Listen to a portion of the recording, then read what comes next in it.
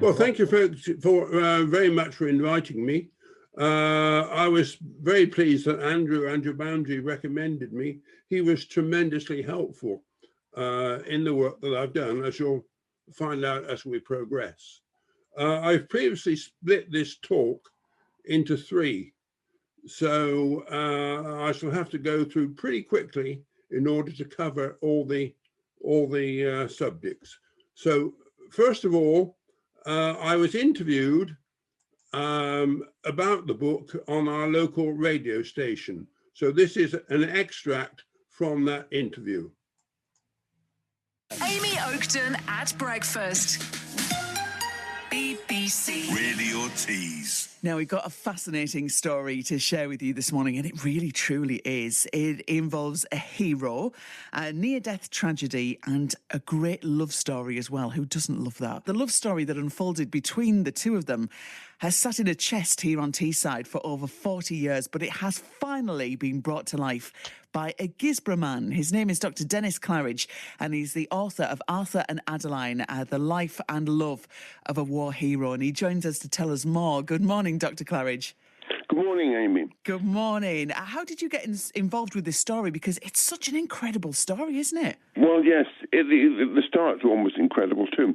I'd been away on businesses back in 1967, and the taxi driver who picked me up at Egglescliffe station said, earlier today I dropped off a blind man in a bungalow very close to where you live. I wonder how he's going to manage. He seems to be living on his own. So my wife and I, as neighbours, went and knocked on his door and said, how can we help? And that's how we got to know him. And over the years, we did a few things for him. He was very, very grateful for what we'd done. And when he died, he left me the contents of his bungalow. And there was his chest full of all these documents. Yeah, my wife and I must have been slightly mad because we just moved into a brand new house. We had the first of three sons who came in fairly rapid succession. And yet there we are going around knocking on the door of this man saying, how can we help? And so this has been a journey of discovery through that chest, which contained something over 200 documents, 300 plus postcards, a lot of Western Front photographs, bombed out French and Belgian villages, and over 100 photographs, most of which had no annotation on them at all. And they were obviously over 100 years old and totally unsorted. But I was also extremely lucky. There aren't many people called Arthur William Seymour and Adeline Guidotti. So when you're doing a search, you don't get many hits, which is brilliant. The National Archives of Australia have 45 pages on Arthur's military history because he fought with the Anzacs.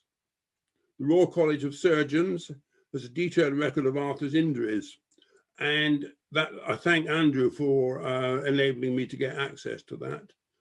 And most usefully of all, in 1924, Captain T.A. White wrote the history of Arthur's World War I unit, the 13th Battalion of the AIF. And that was extremely useful. And Arthur was actually mentioned by name on more than one occasion in that book.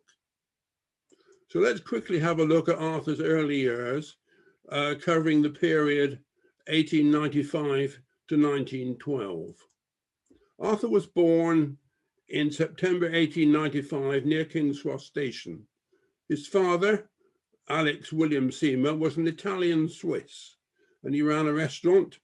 His mother was Mary Beatrice née Boyden. Arthur was born just 1 month after the two were married. His mother had two other children, both of whom died in infancy, and she and Arthur were very, very close. This is Arthur's dad outside the restaurant in Stoke Newington. Someone did annotate this photograph or another copy of it, or this card. It was probably Adeline. And above the window on the right-hand side, if you look carefully, you can see it was also a confectionery. And this is not surprising when you discover that the Seymour family had a chocolate factory in Switzerland. Arthur was sent away to school in Margate in the early 1900s.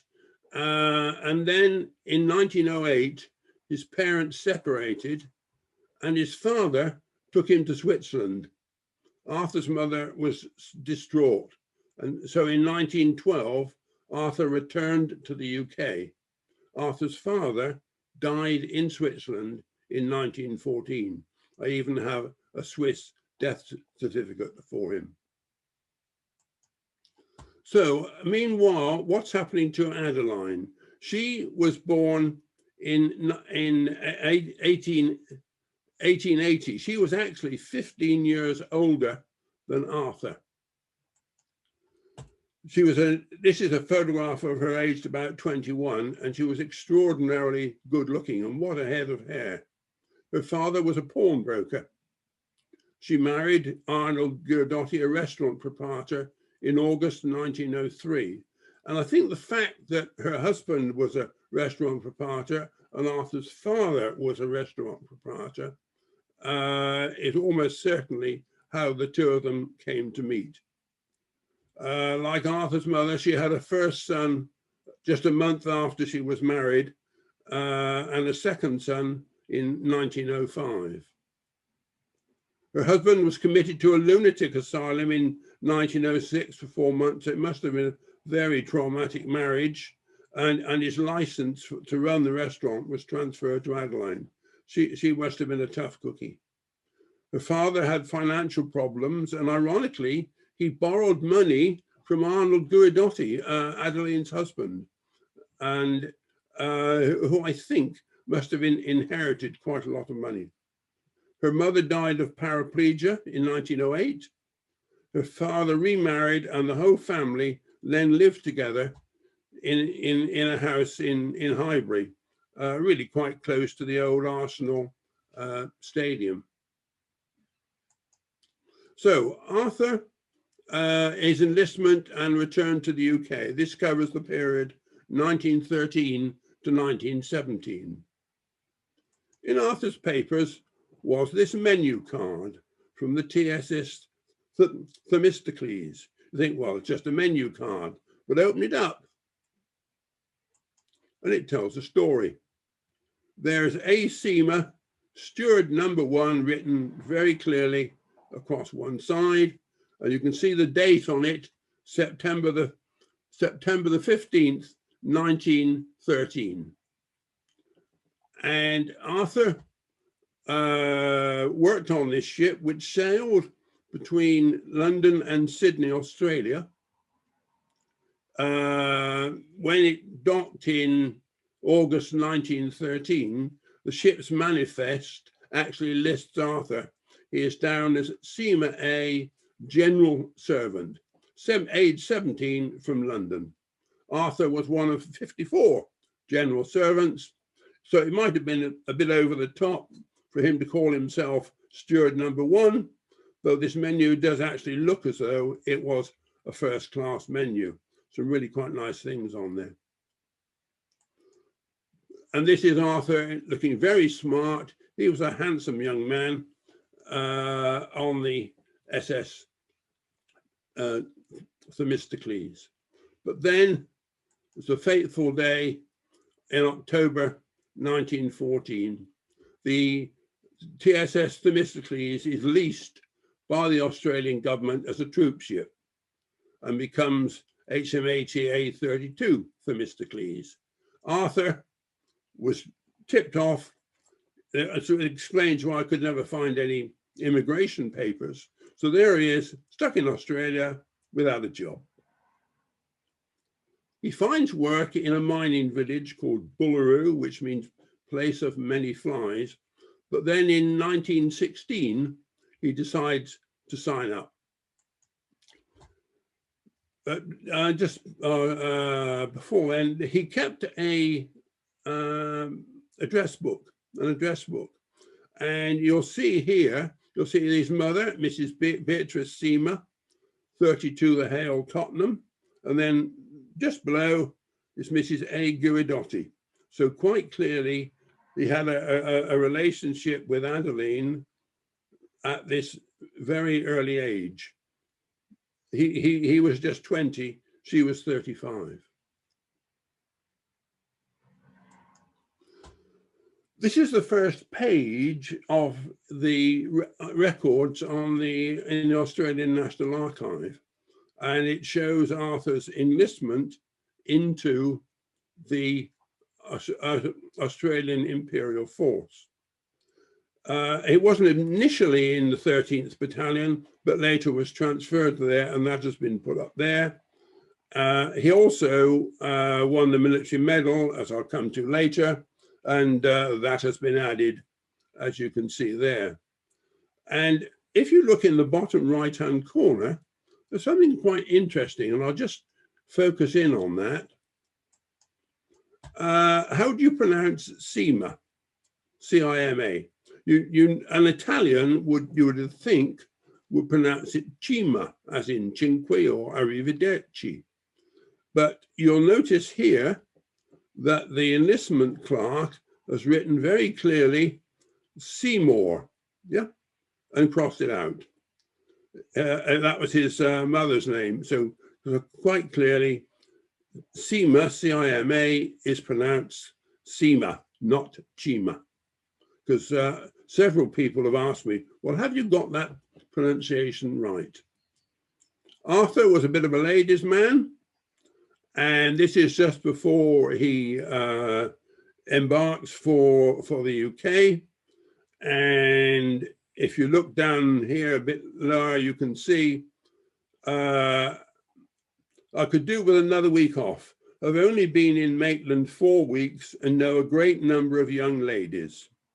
Did it in style on final leave, staying 2 nights at a hotel in Maitland. So he was a bit of a lad. Arthur's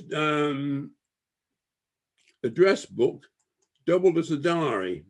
And this is the first page of that diary as he travels over to the UK. And you can see there he's in enlistment on the 1st of June, 1916. He came back to England on the HMAT Border. It would have been ironic if it had been HMAT 32, which is the ship that took him out there. They went via Durban, Cape Town, Sierra Leone, and then in a convoy through a very rough Bay of Biscay. He landed in Plymouth on the 9th of January, 1917. The journey lasted 85 days. They then went on a series of marches from camp to camp. One at Larkhill, according to Arthur, held 1 million men. You can't imagine the scale of what was going on. He had 3 sessions of leave before departing to the front line and went AWOL on all 3 occasions. It cost him 21 days detention and 33 days pay. All this is in his army record. Now, as was the norm in those days, he wrote a will. And this was when he was AWOL for the 3rd time. And surprise, surprise, that this will has actually managed to survive. And you'll notice, if you'll be able to read it very clearly, that he appoints his mother as the Mary Beatrice Seymour as the executrix and main beneficiary, and gives £20 to his dear and beloved friend, Adeline Guidotti. But then, quite significantly, he adds a codicil which says, should his mother predecease him, then Adeline becomes the executrix for the will. So obviously shows that that relationship really was very, very close. So now, into the front line, winning the military medal, and that fateful July day when he was blinded. Arthur had a second address book, which doubled as a wartime notebook. And you can see this is it. It's very fragile. It's quite small. It's all written in pencil. It's only 4 1/4 inches by 2 1/2 inches. And you can this is the first page, and just see some writing there. So that was been quite useful. It's very difficult to read at times, but I did manage to decipher most of it, and it gave a graphic description of Arthur's experiences. So here's a quick summary of Arthur, what Arthur did in World War I. He arrived initially in May 1917.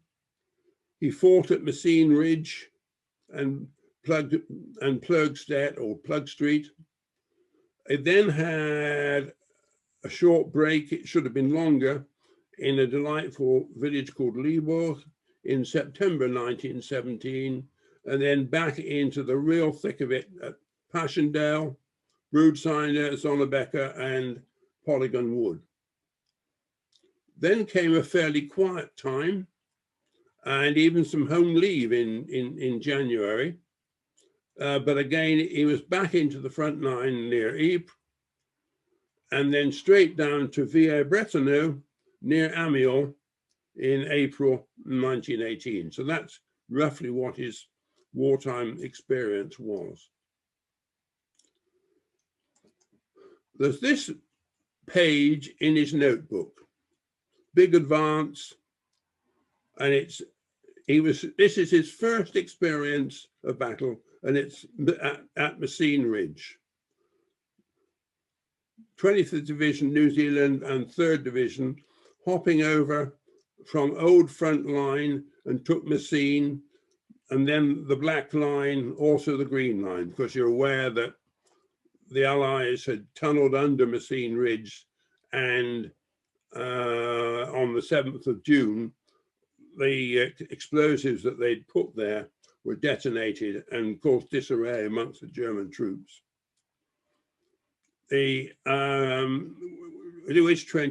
Which trenches Huns had well built, pushed on and took German blockhouses, but dug in other side of Green Line.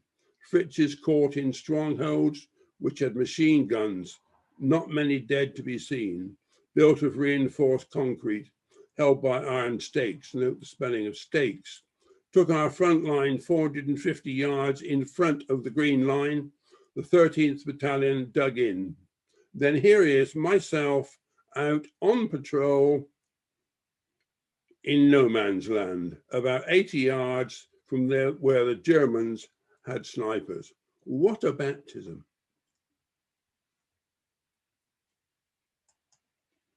So Arthur stayed in the Messine area until September, mainly in a support role, but it was also in the front line at Plugstead.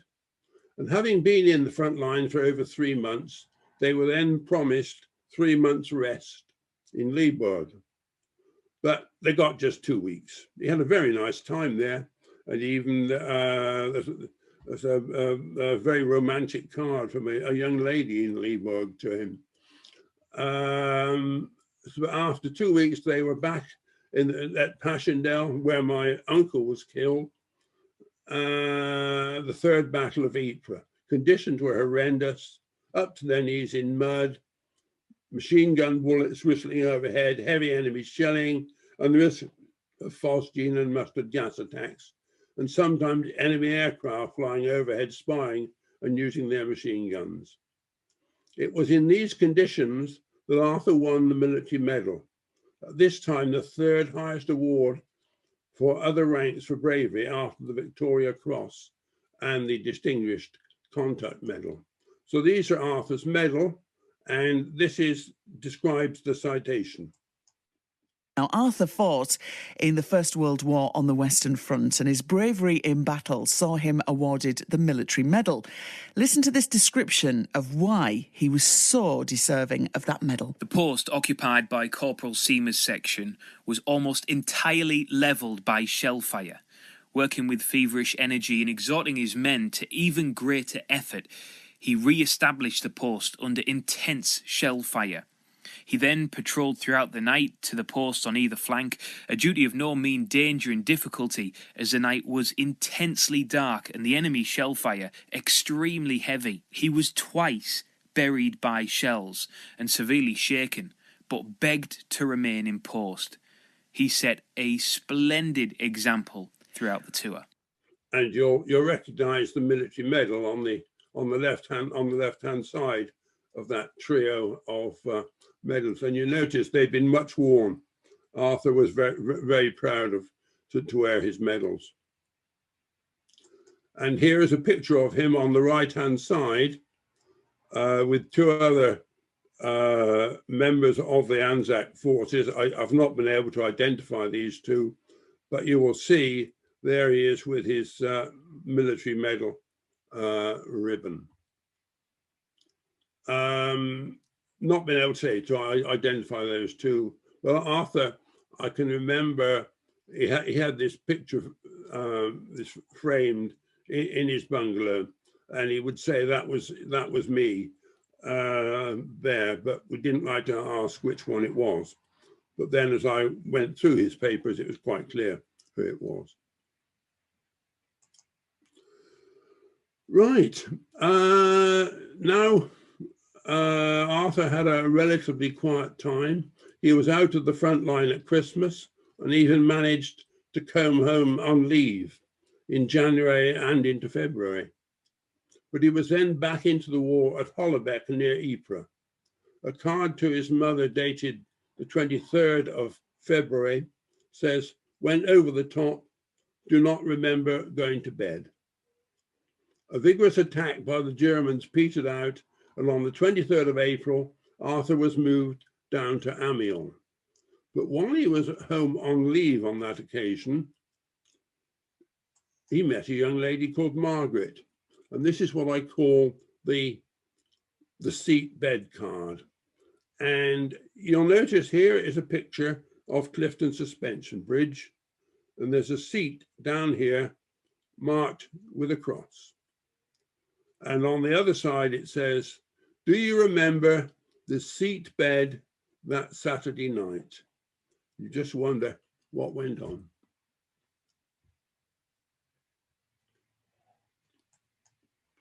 Anyway, we now come to Villers-Bretonneux and the Battle of Hamel. On the 23rd of April, the Germans attacked in force and took Villers-Bretonneux and the commanding hill 104 on which it stood. At 10 p.m. that night, 2 Australian brigades and a British brigade launched a massive counterattack and regained Villers-Bretonneux. The 13th Battalion spent the ensuing days helping to defend the town from further attack. It was to attain special significance for the Australians when the Villers-Bretonneux Memorial on Hill 104 was unveiled in July 1938. This commemorates the 11,000 members of the Australian Imperial Force who fought in France and Flanders and have no known grave. May and June were fairly quiet for Arthur, but then on the 1st of July, the 13th Battalion was joined by 244 American troops. Something big was about to happen. The Battle of Hamel. This was a textbook victory with 60 new Mark V tanks and used around 200,000 shells and 427,000 machine gun rounds. It began at 3:10 a.m. on the 4th of July, and less than 2 hours later, the front line had advanced by 2 kilometers. In Arthur's papers, I found this map of the battle area. And you'll notice the date, 24th of June, 1918, Vere Wood, and it's clearly in preparation for the Battle of Hamel. And do you notice anything about that map, those brown stains? Arthur was almost certainly carrying this map when he was shot, and that's his blood. Quite amazing that it actually survived. Going closer in on that map, I have marked where the 13th Battalion fought in the Battle of Hamel. They came through at Quarry Crossing down in the bottom left-hand corner, initially on a front of 400 yards, but then expanded to 1,250 yards. They advanced at the front line to close to Acrosh Wood, which is here. And it's around this area that Arthur was shot. He described to me what happened. He'd been out to the enemy trenches in the morning and they'd found them empty. He went out later in the day and they'd come back, and he was shot from below ground level by a dum-dum bullet that went in under his left chin and out through his right cheek. You can imagine what a mess it made. And there, in Arthur's papers, was this photograph. It's got carte postale on the back, so clearly it was taken in France or in Belgium, and shows Arthur in hospital. How did it come to be taken? There's a fuzzy figure in the background here. It might have been a double exposure. Those days when if you forgot to wind the camera on, wind the film on. But Arthur was transferred from that hospital to the Southern General Hospital in Edgbaston. And I found in Arthur's papers, I should have put it in the book, but it was found in the wrong place, this card. And it was clearly dated July the 9th, 1918. Now, this is 5 days after he was shot, and yet it's beautifully written. It is normal writing. It clearly is done by him. And he thinks to write a letter to his mother when he's in that terrible condition. An amazing guy. And there were letters from the hospital in Birmingham to his mother. And I know you will be you'll be anxious about your son, and though I would keep my promise to write to you to let you know how he's getting on.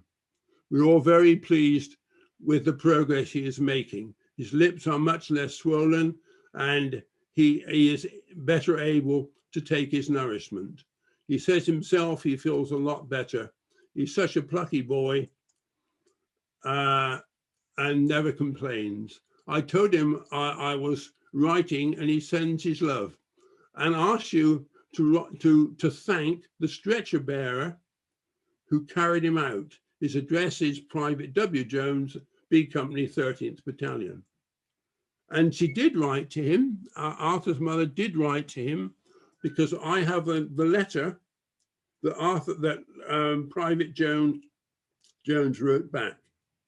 Private Jones is actually mentioned in the book about the history of the fighting 13th Battalion for his bravery on this occasion.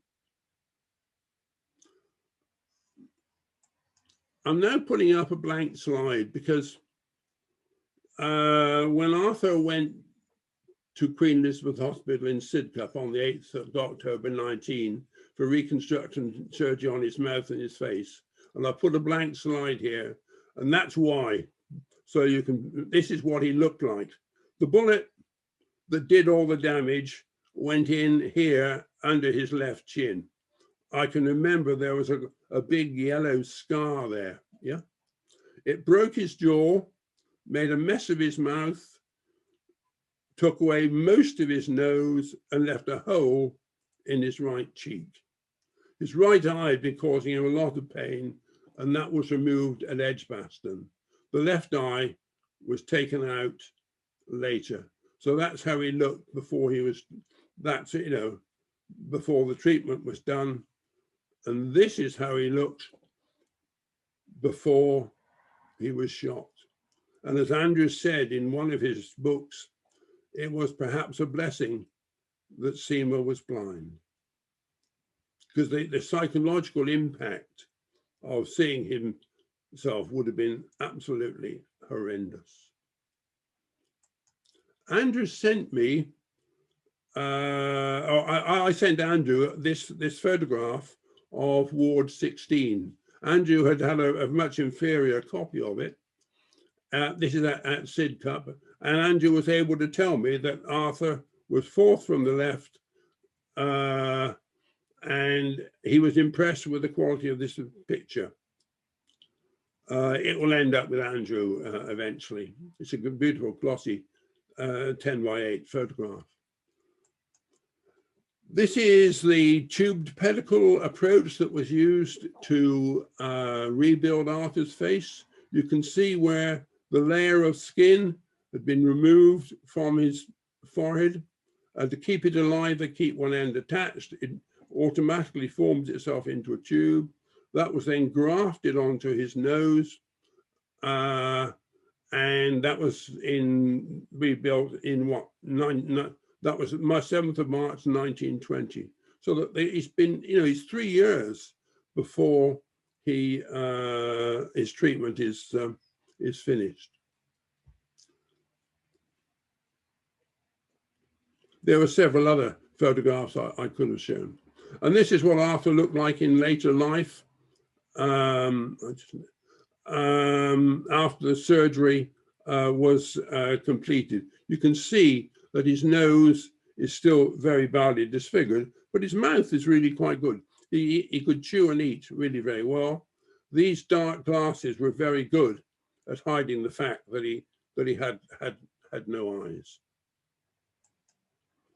Also here in Arthur's papers was this, what is a unique document. I think it's the only copy that exists in the entire world. And it's a program for a sports day at the Sidcup Hospital on the 28th of July, 1921. Andrew Bamji knew there'd been a sports day because someone from New Zealand had found a trophy in the bottom of a river that had been won by a New Zealander on that sports day and sent it to Andrew. So Andrew was thrilled to see this, because not only did it give names of the participants, it also gave names of the nurses, and he didn't know those at all. So that was really a very valuable document. And now let's just come to the love story between Arthur and Adeline.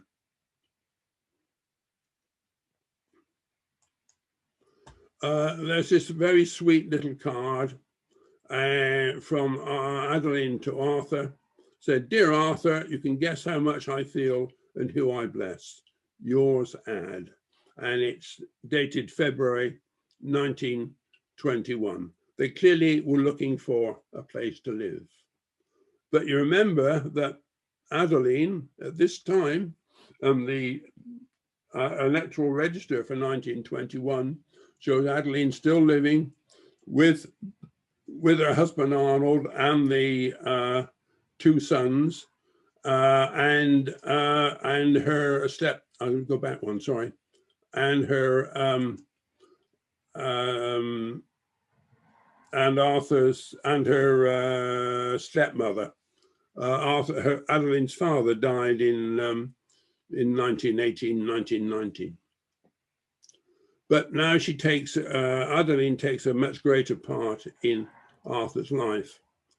And here is another document from Arthur's army records, where he is being, it's a certificate of final payment to him.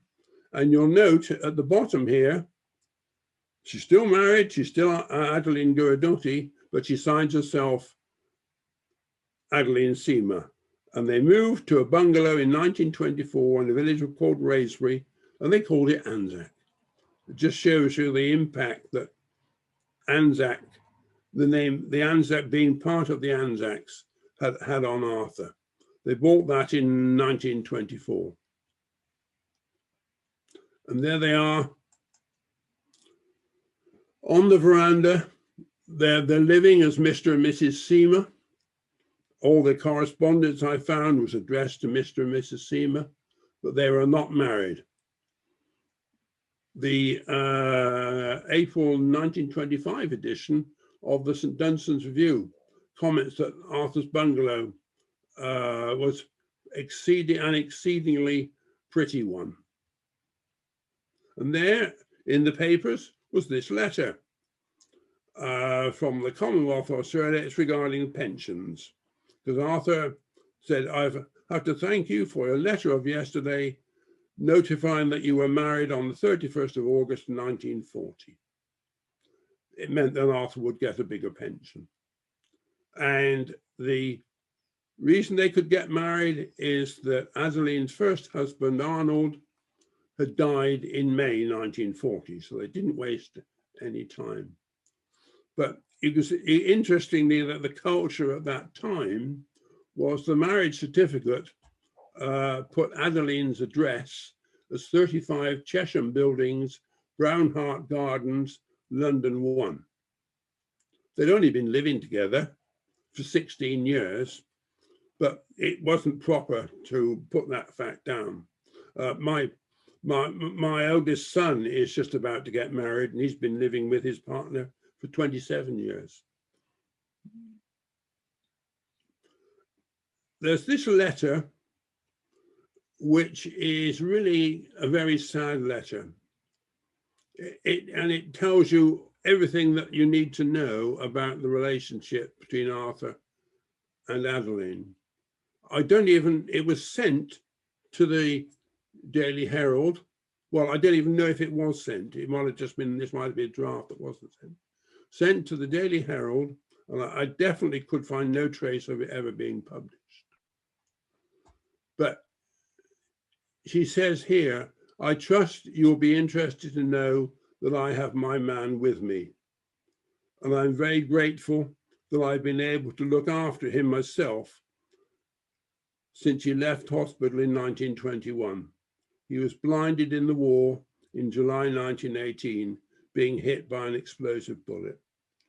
And then further on down, it says, I feel, she said that people, that he often passes the remark, a land fit for heroes to live in. They promised us. Where is it? Even when traveling in London, should the train or bus be crowded, he is seldom offered a seat. If he is, it's usually by one of my own sex and middle-aged. Have people forgotten? Callous, selfish? They merely gaze and stare at his disfigurement. I feel at times disgusted with my own countrymen, but it has helped me to give me more self-reliance to do what has been given me to do. That, to me, explains everything about the relationship between Arthur and Adeline.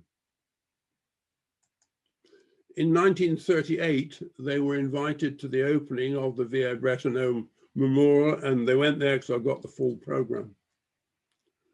And there's an extract from Arthur's service record, which says that's where he was shot, Via Bretonneux. So you can imagine the emotional impact of going back there 20 years later to the place where he was injured.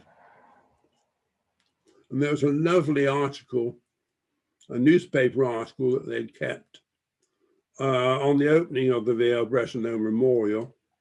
And this lovely little bit here, which I've enlarged, and it says whether it was opened by the King and Queen Elizabeth.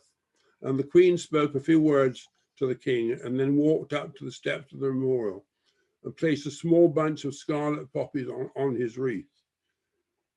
She'd been given the poppies by a boy with the Australian contingent, and he'd gathered them in the cornfields here this morning. That's very, very moving. Adeline was quite a heavy smoker, got lung cancer, and sadly died in 1949. And here's her grave in St Andrew's Churchyard in Wraysbury near Eton. The Reverend Colin Gibson,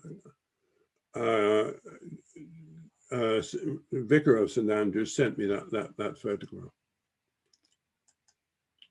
So life after Adeline. Here's Arthur outside the bungalow in 1967 when we first got to know him. He moved from Wraysbury. He was quite obviously very lonely after Adeline died.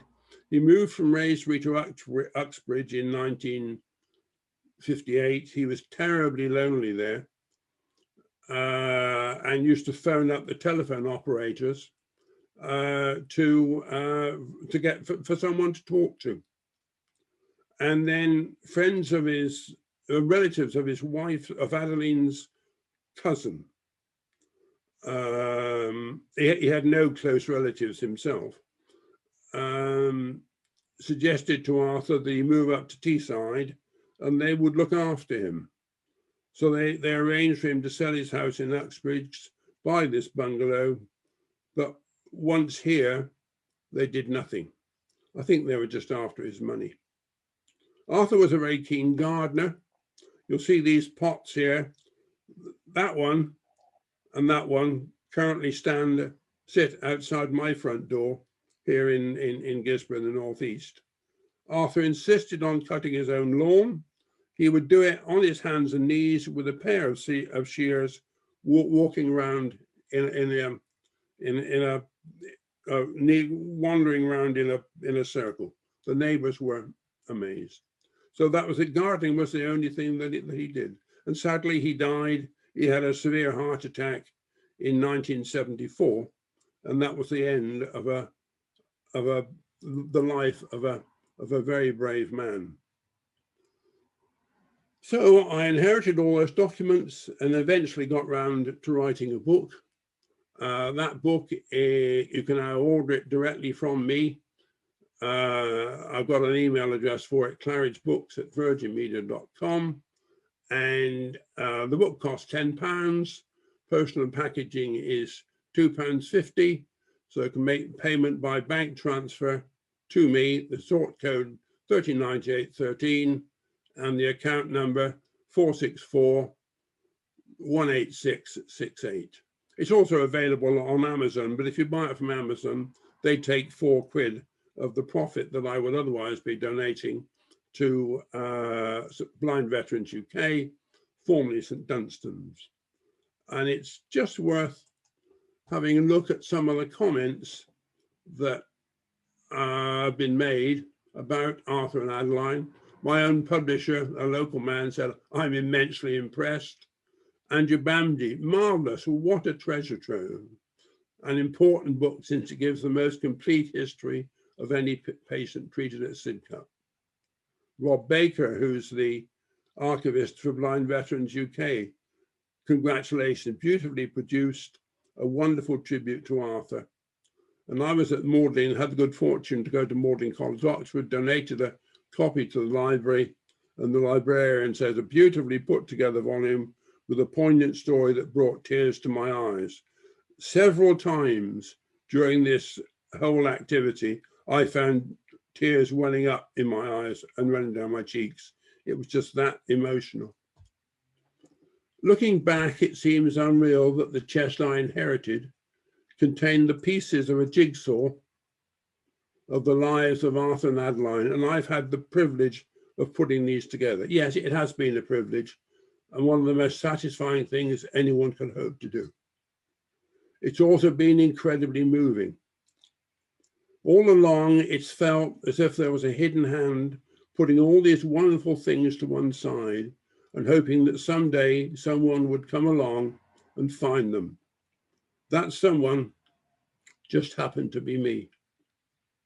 And yet, without the chance remark of a taxi driver and the 100th anniversary of the end of World War I, which prompted me to write this book, this story might never have been written. Quite a thought. Thanks for listening. And are there any questions? Great. Dennis, I wonder if you wouldn't mind just going back a couple of slides so that your details for your book, we could keep them at that up during the question. There you are. Perfect. Yep. We can keep that up during the question. Yeah, that's fine. If anyone wants to make a note of that. I've had a few questions through on the chat while you're talking. Fascinating talk. Thank you so much. Firstly, from Kathy Perkins. And Kathy asks, what papers and photographs do the Royal College of Surgeons hold?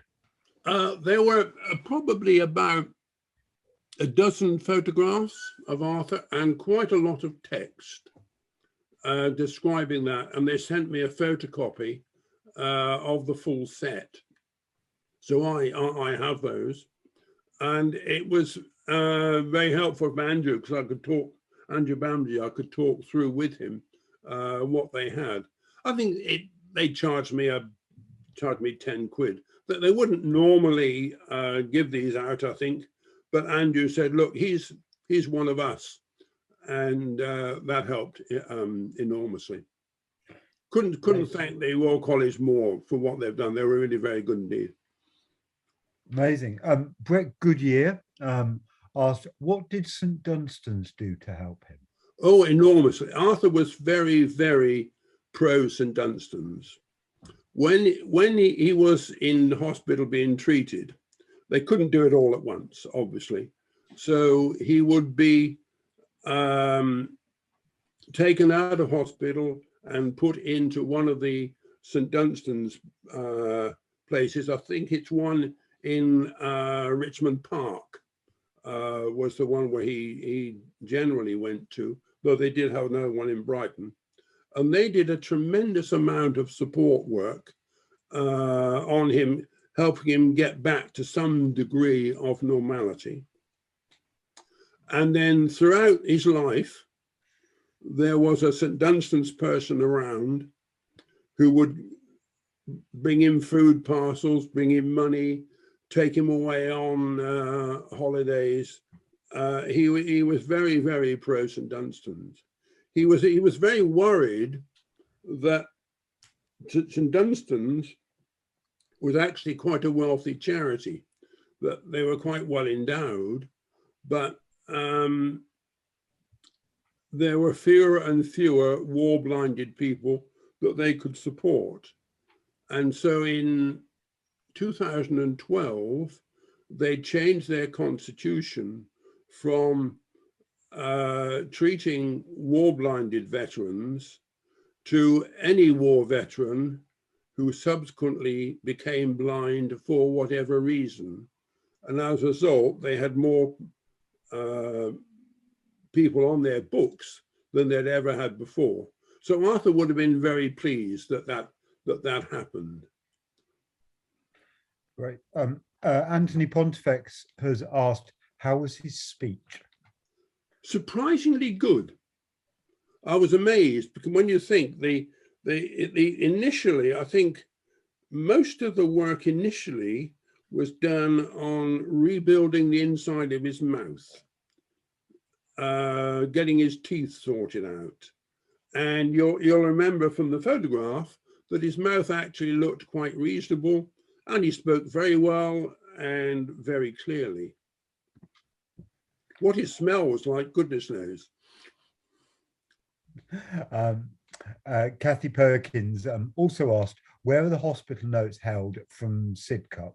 Are they with Andrew Bamji? As far as I know, yes. Andrew has got a wonderful archive there. I think it's pretty well all available online, but the person to contact is Andrew. He was very helpful. It was amazing, really, when I sent him an email, and he had no idea that Arthur Seymour had been in this country. He thought he'd just gone back to Australia, and so he said he shed a tear when he received my email, and the photographs that I was able to send him. Does anybody else have any questions that they would like to ask Dennis? Well, could I ask whether the St Dunstan's bit is actually covered in the book? Yes. Because I have a particular interest in, the work that St Dunstan's did for a friend of a grandfather of a friend of mine. Right. Yes.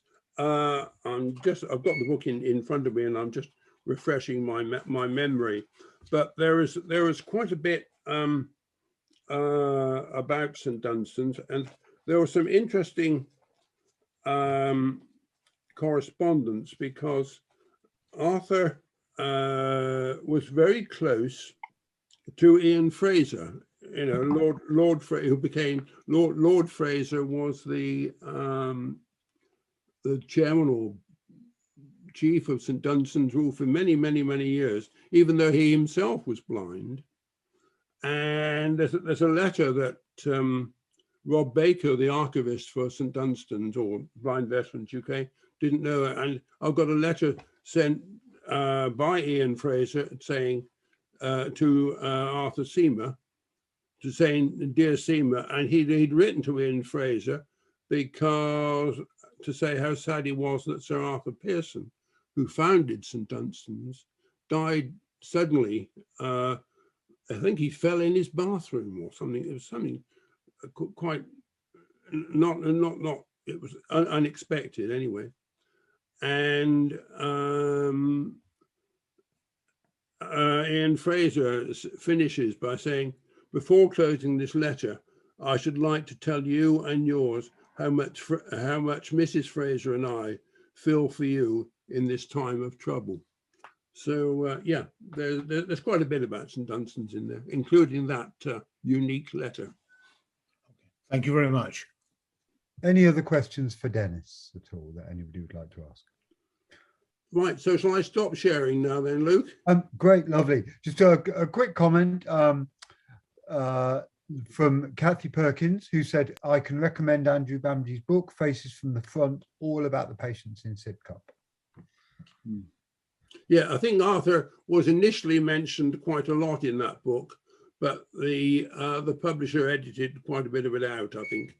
So, but yeah, I haven't read the book, but I imagine it's pretty harrowing from what Andrew has said to me.